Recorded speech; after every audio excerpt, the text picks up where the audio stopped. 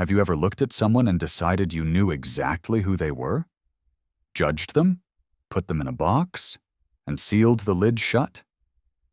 If you have, I need you to hit that subscribe button and stick around, because this story is about to shatter every preconception you've ever had. What you are about to hear is a testament to the fact that the people we dismiss the most often hold the power to utterly destroy our world. My own daughter is a goddamn broken toy.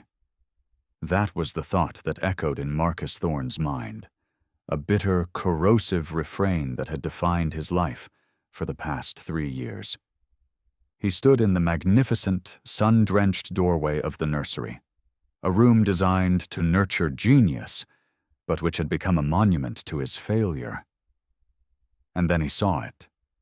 A scene so impossible, so utterly defiant of reality, that his entire world fractured in a single, silent heartbeat. There, bathed in the golden afternoon light filtering through the floor-to-ceiling windows of his Chicago lakeside mansion, was his 6-year-old daughter, Lily. Lily, who had been diagnosed with profound selective mutism at age 3. Lily, who hadn't uttered a single coherent word in over 2 years.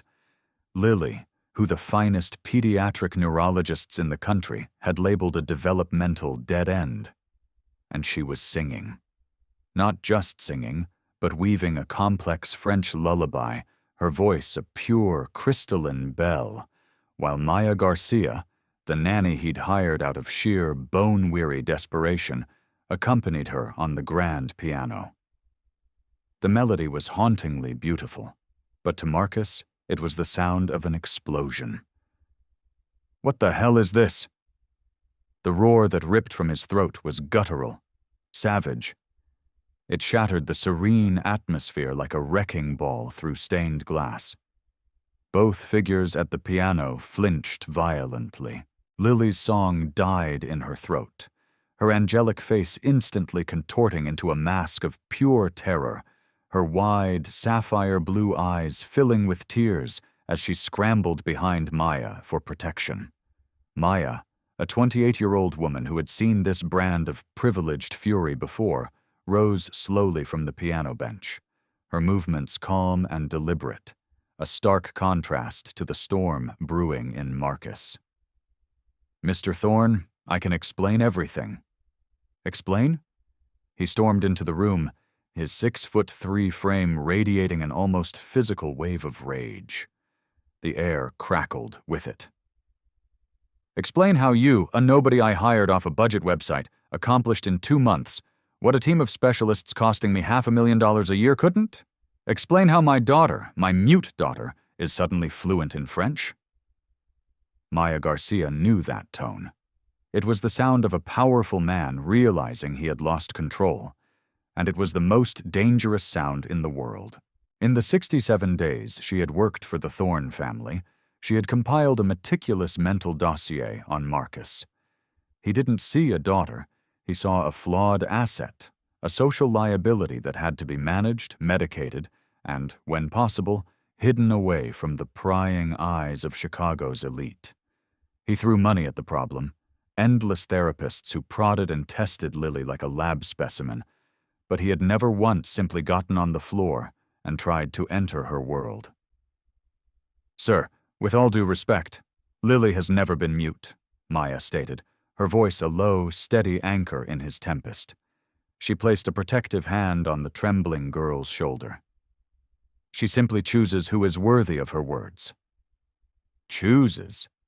Marcus let out a bark of scornful laughter that was devoid of any humor. "She's 6 years old and trapped in her own head. The doctors call it a severe neurodevelopmental disorder. And now you, a nanny with 0 medical credentials, have miraculously cured her. What kind of con are you running?" The contempt was a physical thing, thick and suffocating. To him, Maya was a line item on his budget, a replaceable cog hired because her rate was a fraction of what the specialized agencies, who had all but given up on Lily, had demanded. "I didn't cure her, Mr. Thorne," Maya said, feeling Lily's small hand squeeze hers, a desperate, silent plea. I listened to her. Lily tells me the most breathtaking stories every single day. She speaks 3 languages, reads at a 4th grade level, and has perfect pitch. She can play Chopin's nocturnes by ear. Lies, Marcus spat the word out like poison. My daughter can barely make eye contact. The medical reports, the psychological evaluations, they're unequivocal about her cognitive limitations. It was then that Lily did something that neither adult could have predicted. She took a small, trembling step out from behind Maya's legs. She lifted her chin, looked her towering, furious father directly in the eye, and spoke. Her voice wasn't the tentative peep of a frightened child. It was clear, measured, and carried an unnerving, mature weight. "Daddy, I do talk," she said. "I just don't talk to people who don't want to listen." The silence that followed was absolute, a vacuum that sucked all the air from the room. Marcus's face drained of color, his handsome features slackening as if he'd seen a ghost. Maya, however, felt a fierce surge of pride, a warm glow spreading through her chest at the girl's astonishing courage. "That's impossible," Marcus stammered, taking an involuntary step back. "The doctors, the tests, years of therapy." Lily's voice grew stronger, imbued with a devastatingly simple truth. "Maya asks me what I think. You only ask the doctors what's wrong with me." That sentence struck Marcus Thorne with the force of a physical blow. He looked at his daughter, truly looked at her for the first time in years, and the carefully constructed image of a broken, disabled child shattered. In her place stood an intelligent, self-aware, and deeply wounded little girl who had been systematically silenced by a world that found it easier to label her than to understand her.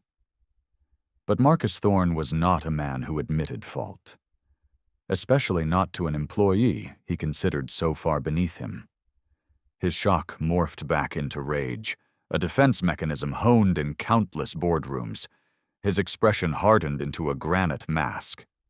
"Garcia, you're fired. I want you out of my house, now." "No." The shriek that tore from Lily's throat was primal. She lunged forward, clinging to Maya's jeans with all her might. "She can't leave! Maya stays! She's the only one who understands!" Marcus ignored his daughter's desperate cries as if they were nothing more than static. "You've done something to her, manipulated her. I don't know what kind of cheap psychological tricks you've been playing, but it ends today." Maya remained unnervingly calm, even as she felt Lily's small body racked with silent sobs against her leg. There was something in her steady, unwavering gaze that gave Marcus a flicker of pause, a sliver of doubt. It was the look of someone who knew a secret he didn't. "As you wish, Mr. Thorne," Maya said, her voice soft but laced with steel. "But before I leave, Lily has something she wants to show you. Something that might just change how you see your daughter and your entire world. If you're hooked on this story about how a father's prejudice blinded him to the miracle right in front of him, do me a favor and comment below. What do you think Lily is about to reveal? And don't you dare go anywhere, because what Maya was about to expose would not only detonate this family's life, but prove that sometimes the greatest treasures are the ones we've thrown away."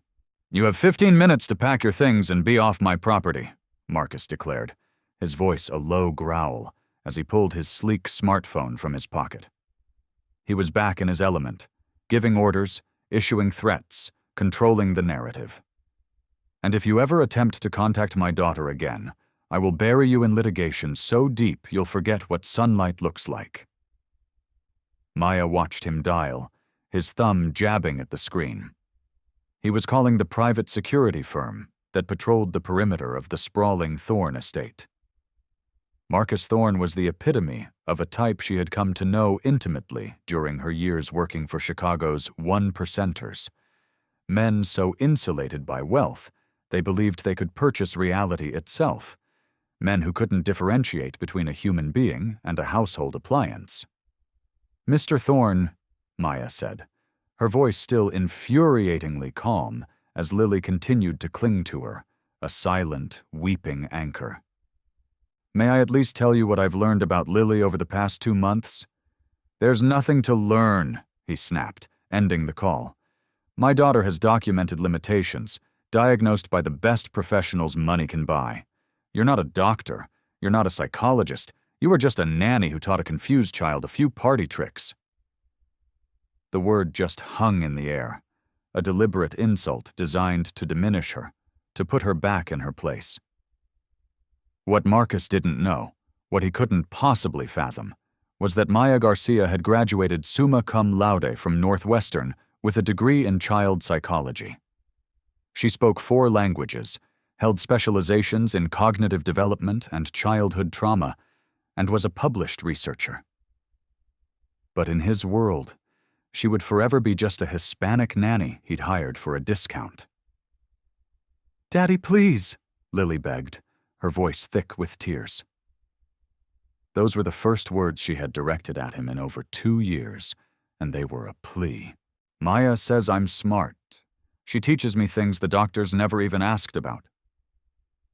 Marcus didn't even glance at his daughter. His eyes were locked on Maya, cold and dismissive. It was the look of a man about to discard a defective product. "Lily, go to your room. Your new governess, a proper one, will be here in the morning." "I don't want a new one," Lily screamed, her small fists balling in the fabric of Maya's jeans. "I want Maya. She doesn't look at me like I'm broken." And then Marcus did something that shocked even Maya, who had become desensitized to the casual cruelty of the ultra-rich. He strode forward and pried Lily off Maya's leg with a force that was borderline violent. He completely ignored her panicked screams and desperate pleas, lifting her as if she were a sack of potatoes, and handed her off to Mrs. Gable, the housekeeper who had materialized at the doorway, her face pale with distress. "Carmen, take Lily to her room and lock the door," he commanded, his voice flat and devoid of emotion. "She is not to come out until this is handled." "Maya!" Lily shrieked as she was dragged away, her small face streaked with tears, her voice echoing down the marble hallway. "Don't leave me! Please, Maya, don't leave!" The solid click of Lily's bedroom door being locked was as final and brutal as a gunshot. Maya stood motionless, the ghost of Lily's grip still on her leg. She processed the absolute, chilling coldness of a man who would traumatize his own child just to preserve his convenient, comfortable lie. Marcus turned back to her, a thin, predatory smile on his lips that didn't reach his eyes. "Now, you have 10 minutes. Security is on its way. I suggest you don't make this any more unpleasant than it already is." Maya Garcia had grown up on the south side of Chicago. The daughter of a construction worker and a school teacher, she knew what it felt like to be underestimated, to be written off, to be treated as less than by people who confused net worth with human worth. But her upbringing had also taught her a fundamental truth that Marcus Thorne, in his gilded cage, had never learned. The most dangerous opponent is the one you have completely, utterly misjudged. "Mr. Thorne," she said, her voice even as she picked up her purse from the piano bench. "Before I go, can I ask you one simple question?" He glanced theatrically at his platinum Patek Philippe. "Make it quick." "Do you truly believe your daughter is broken?" she asked, her eyes boring into his. "Or are you just terrified to admit that she might be smarter than you?" The question landed like a gut punch. He took a menacing step toward her, his fists clenching at his sides. "How dare you? How dare you question me as a father? I have spent a fortune on experts, therapies, treatments. I have done everything for her." "Everything," Maya replied softly.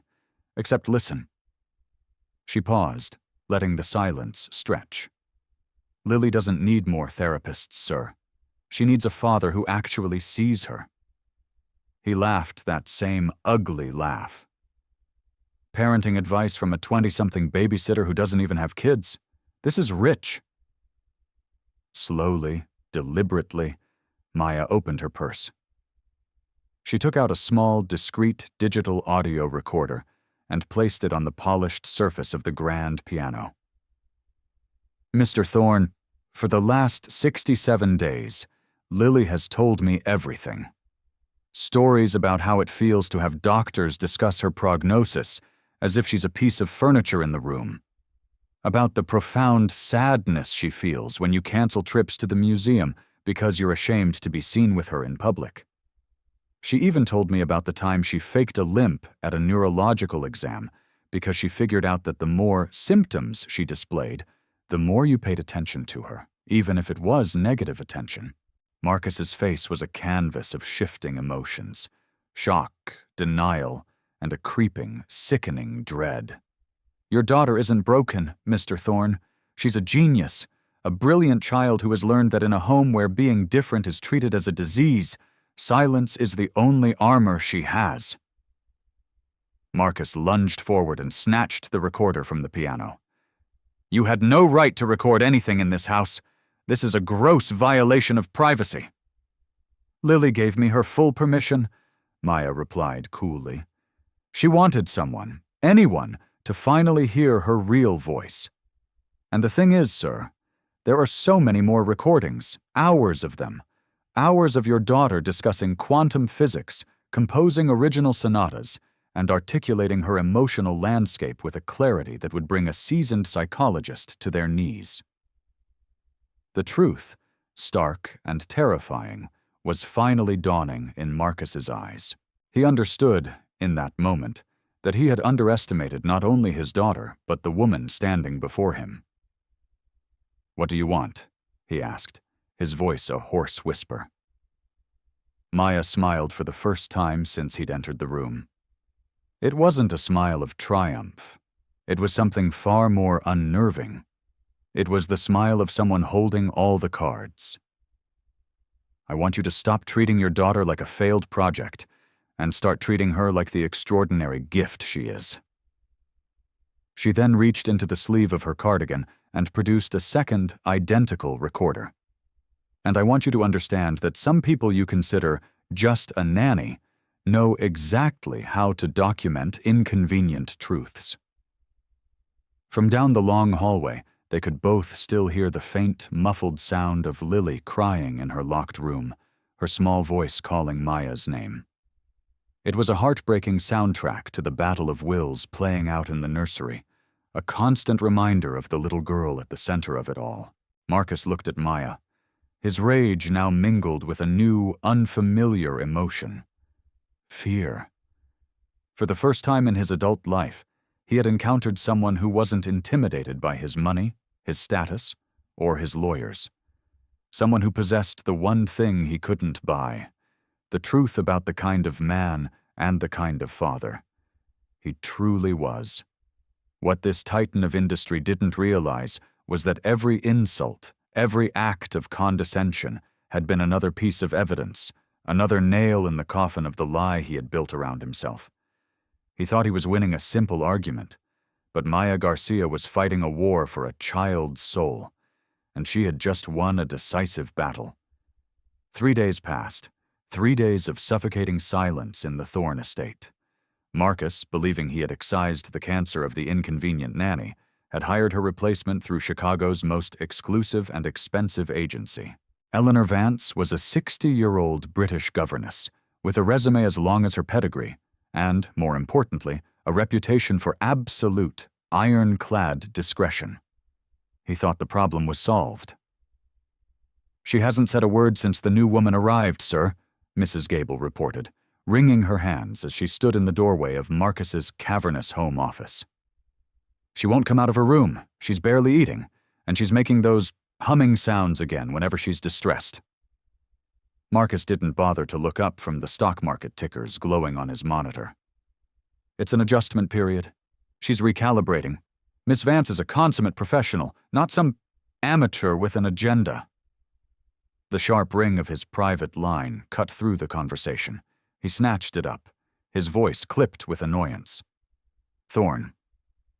His expression, however, shifted from irritation to alarm as he listened to the voice on the other end.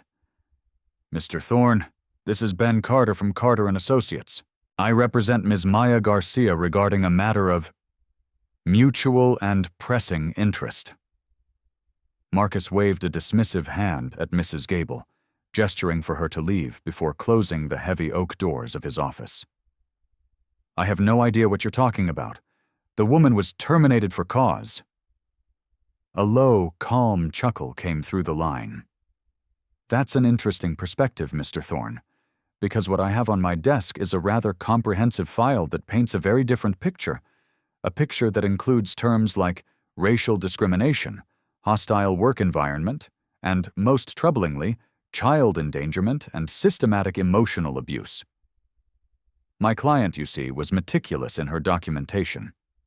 This is blackmail, Marcus roared, but a tremor of fear betrayed his bravado. I have the best legal team in the city. That nanny can't afford to breathe the same air as my lawyers. Mr. Thorne, Ben Carter's voice was as smooth and sharp as obsidian. Perhaps you're unaware that Ms. Garcia is a Northwestern honors graduate in child psychology, a specialist in childhood trauma, and is currently a candidate for her doctorate at the University of Chicago. She also runs a child development blog with a readership of over 200,000 professionals in her field. She's not just a nanny, sir. She's an expert witness with a very large platform. The silence from Marcus's end was profound. The floor had just vanished from beneath his feet. But what's truly compelling, the lawyer continued, his tone dangerously pleasant, are the recordings. Not just of Lily demonstrating cognitive abilities that place her in the 99th percentile, but also recordings of certain unguarded phone calls. Calls where you refer to your own daughter as a non-recoverable asset and discuss the benefits of institutionalizing her before she becomes a teenager. Marcus felt a cold sweat prickle his skin. He remembered those calls, pacing his office, venting to doctors and financial advisors, always believing he was utterly alone. What does she want? He finally choked out. For now? A conversation. My client is not a vindictive person, Mr. Thorne. She is genuinely, deeply concerned for Lily's well-being, but she will not, under any circumstances, allow a brilliant child's spirit to be crushed by parental prejudice. Meanwhile, across town, in a modest apartment she shared with 2 other graduate students, Maya was not celebrating. She was organizing. Months of notes, audio files, photos of Lily's intricate drawings, and video clips were being cataloged with academic precision. Every interaction had been documented, not as a weapon, but as part of a case study on gifted children masked by environmental factors. Dr. Evelyn Reed, Maya's mentor and a titan in the field of child psychology at the University of Chicago, reviewed the material, her expression a mixture of awe and fury. Maya, this is groundbreaking. This child isn't just gifted, she's a prodigy. She has developed a sophisticated psychological fortress to protect herself from what she perceives as systematic emotional neglect. Her mutism wasn't a disorder, it was a strategy. I know, Maya replied, her focus absolute. And her father is paying a fortune to therapists who are reinforcing his delusion that she's disabled. He's committing psychological malpractice on his own daughter. Dr. Reed pointed to a video file on the laptop. It showed Lily, sitting at the piano with Maya, flawlessly playing a complex Bach fugue, and then discussing its mathematical structure in perfect English. With your permission, I want to present this at the National Child Development Conference next month. Anonymously, of course. It's a textbook case of how parental bias can render genius invisible. Not yet, Maya said, closing the laptop. First, Mr. Marcus Thorne needs a private screening. He needs to understand that his daughter isn't a problem to be solved. She is a miracle he is actively destroying.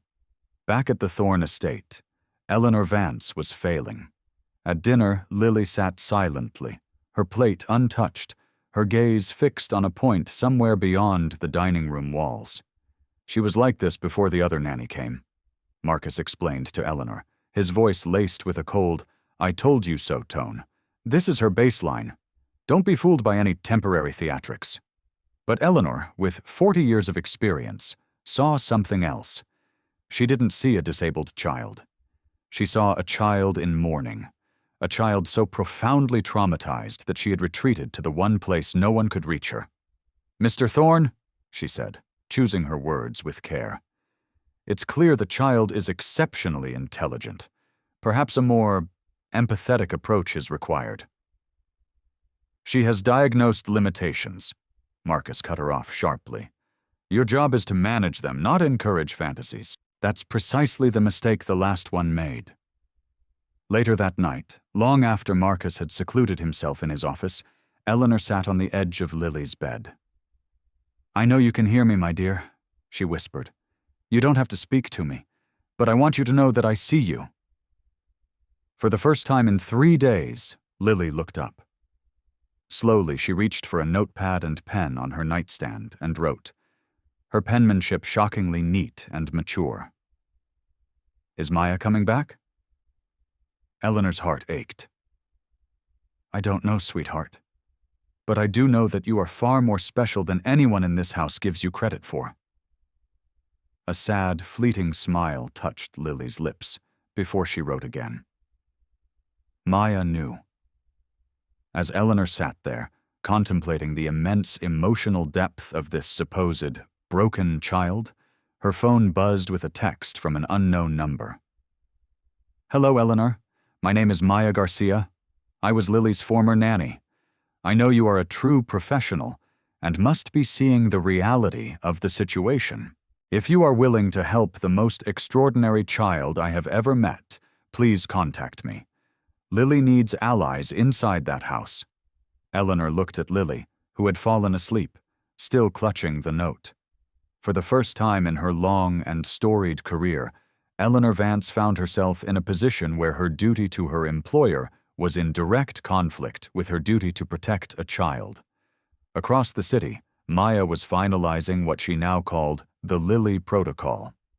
Ben Carter had assured her they had an airtight legal case, but Maya didn't want a settlement. She wanted a reckoning. She wanted Marcus Thorne to stand before the world and acknowledge the daughter he had tried to erase. Because some men only learn when they are stripped of the one thing they value more than anything: their public image. And Marcus was about to learn that he hadn't just fired a competent nanny. He had created an adversary who would use his own arrogance as the weapon for a kind of justice that would change all of their lives forever. 1 week later, Marcus Thorne woke up to a digital avalanche that turned his blood to ice. The first was an email from the Illinois Department of Children and Family Services, formally requesting an urgent family welfare assessment of the Thorne household.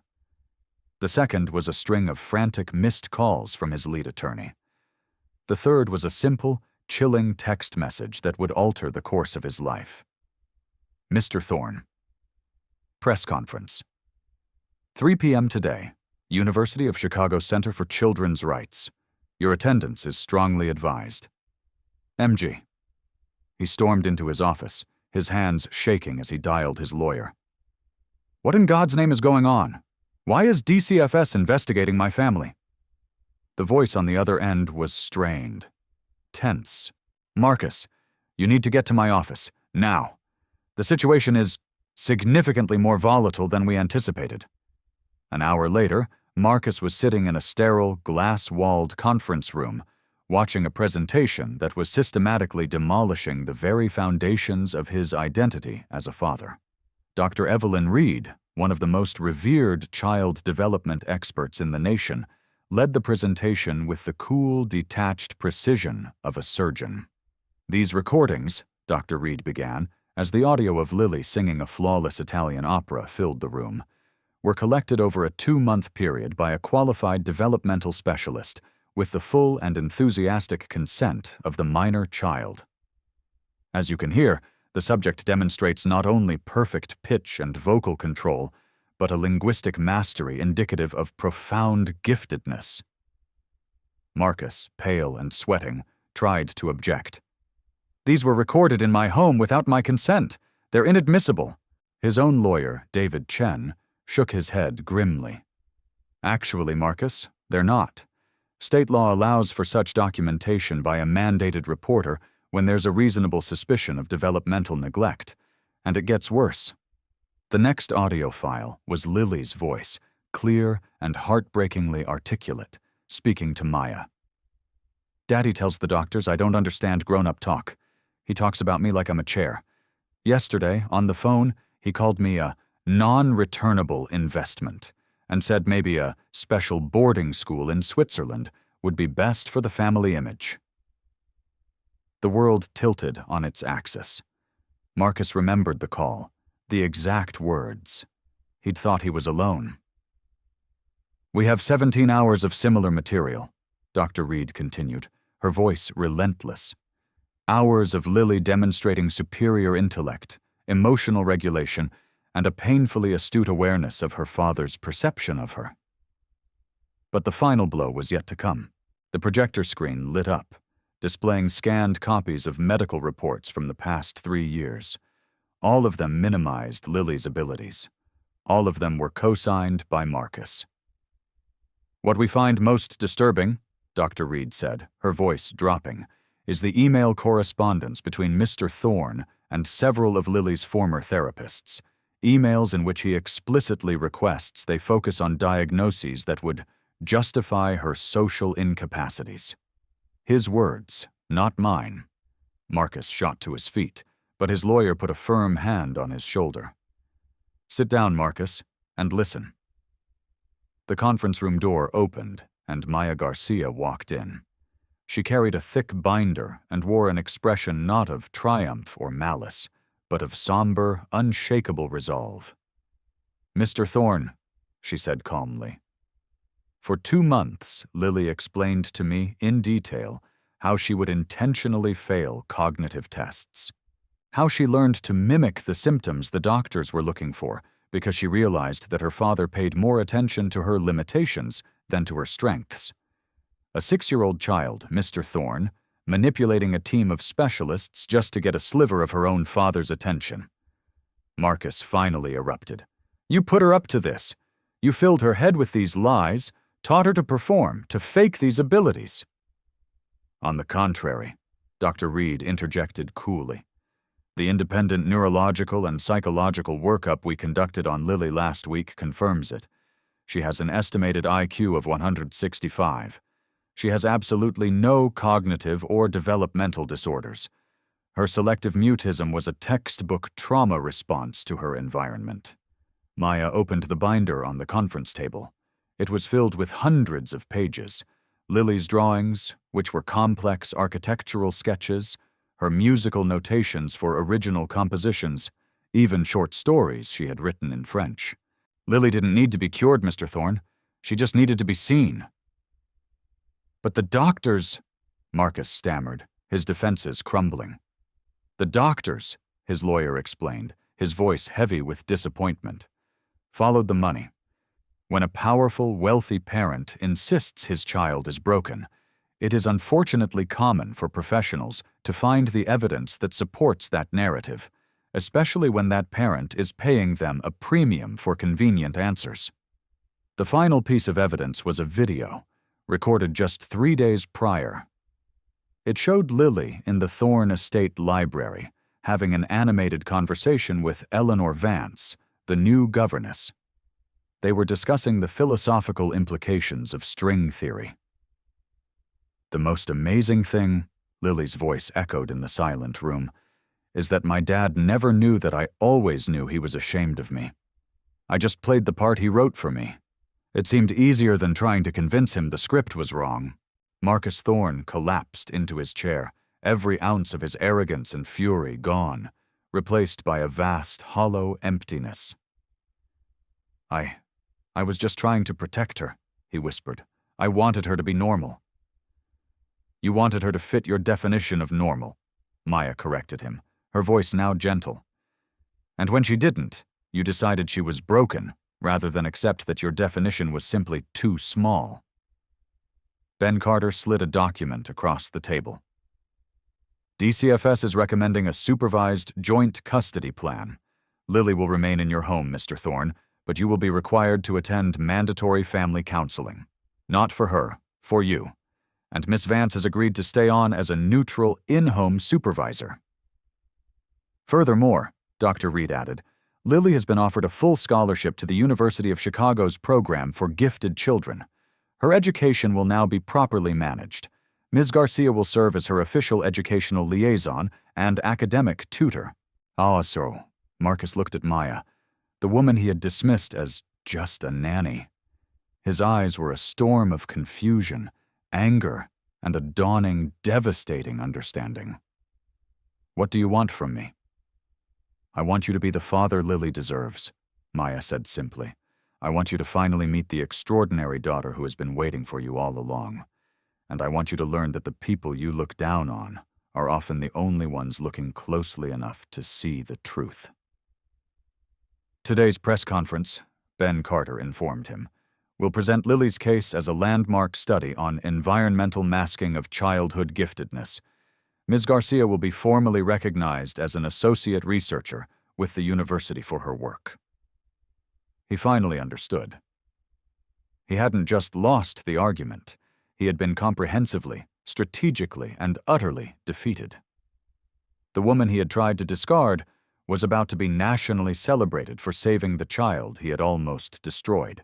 Does Lily know about all of this? He asked, his voice cracking. A small, genuine smile finally touched Maya's lips. Lily helped plan it. She told me, Daddy's not a bad man, Maya.